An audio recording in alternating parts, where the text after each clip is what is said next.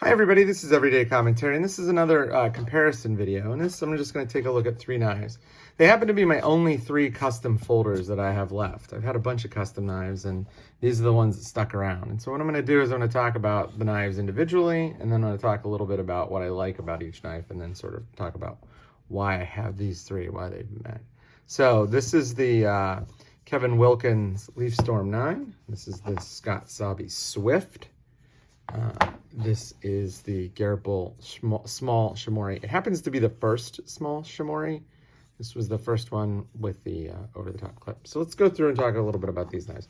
So this knife is a really strange knife. This is a custom sequel to a production knife that was itself based on an older knife. So Kevin Wilkins came up with the Leafstorm design. Spyderco picked it up, made the Leafstorm, and then they stopped making it, and Kevin kept iterating on the knife, and the end result is this knife you see right here, which is a really sort of chunky, stout, small knife. There's a bunch of things that are nicer about this knife than the original. So I like the positioning of the clip better. I like the sliding bar lock better. I actually like the thumb hole better. I like the shape of the blade, especially right here. There's no beard. It's just a really, really good iteration on that Leafstorm design, which when I really got serious into knives was one of the knives that people raved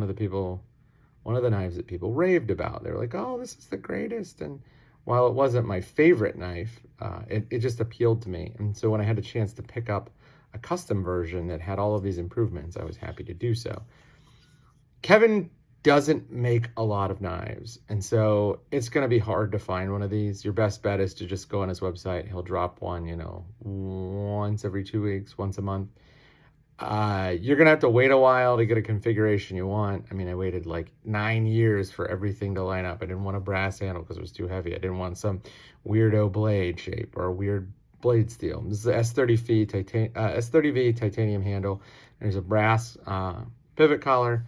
And that's it. I really, really like this knife. There are two things I don't like about the knife. As you can imagine, not a big fan of the exposed rear tang. And the pocket clip is a little too springy for me. I like something a little beefier. But overall, this is a super duper cool knife, and I'm glad I own it. It's probably going to stay in my collection for a while. Next knife that I have is the Sawby Swift.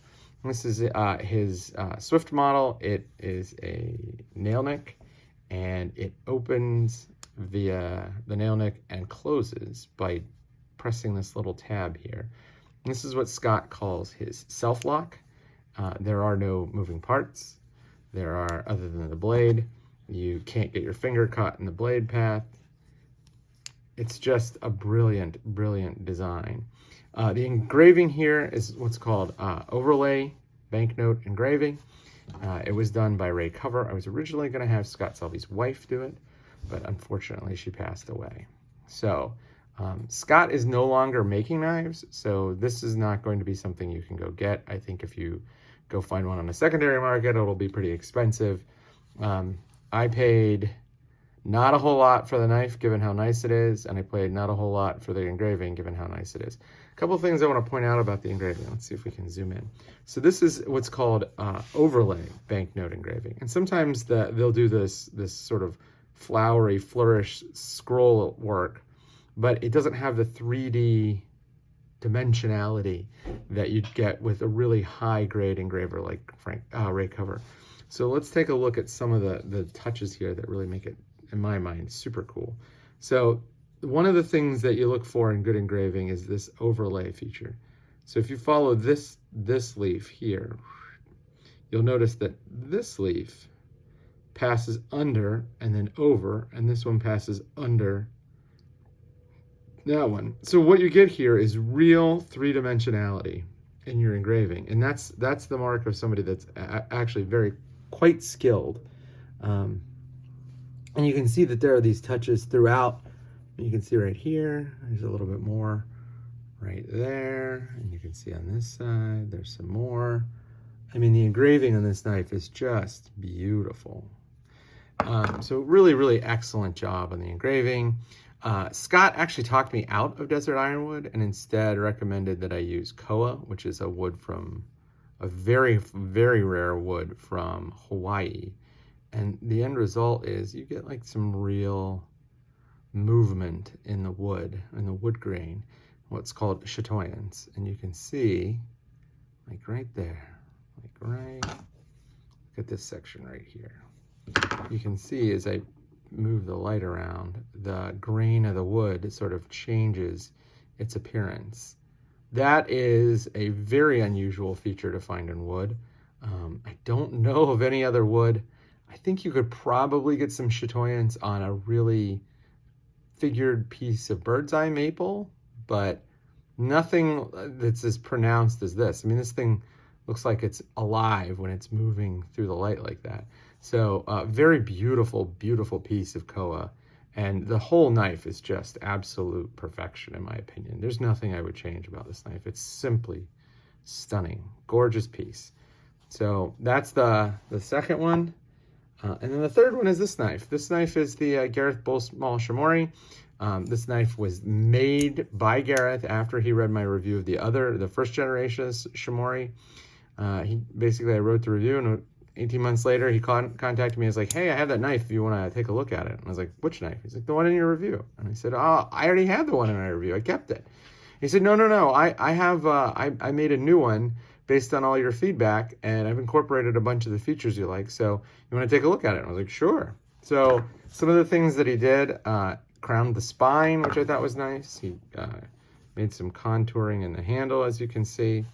And then he did this really amazing deep carry over the top pocket clip. This thing is just incredible. I love this pocket clip. It's probably my favorite pocket clip of all time. The knife itself is fantastic. It still flips open. There's a nice, beautiful hand rub finish on the blade, and then the flats are mirror finished.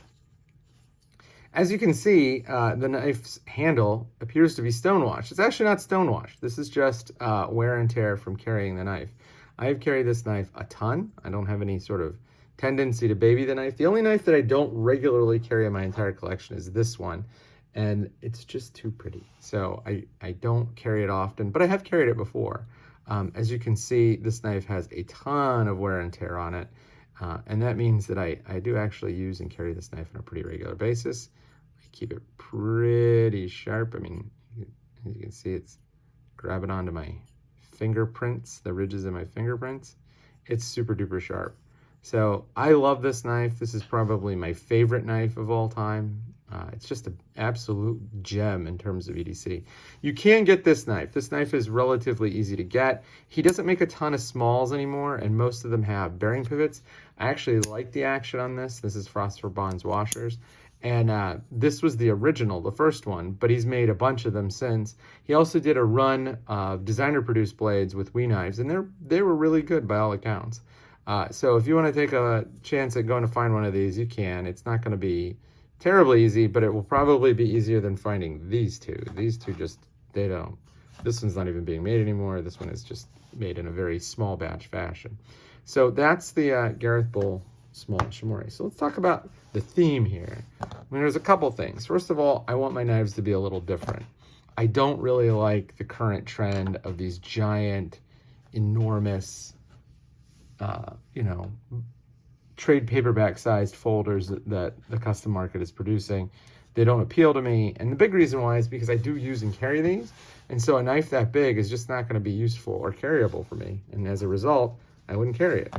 And while I think you do whatever you want with your collection, I think it's kind of crazy to have a bunch of knives that you don't use. I mean, maybe one because it has sentimental value or really beautiful you don't carry, that makes sense. But having a bunch that you don't use doesn't make a whole lot of sense.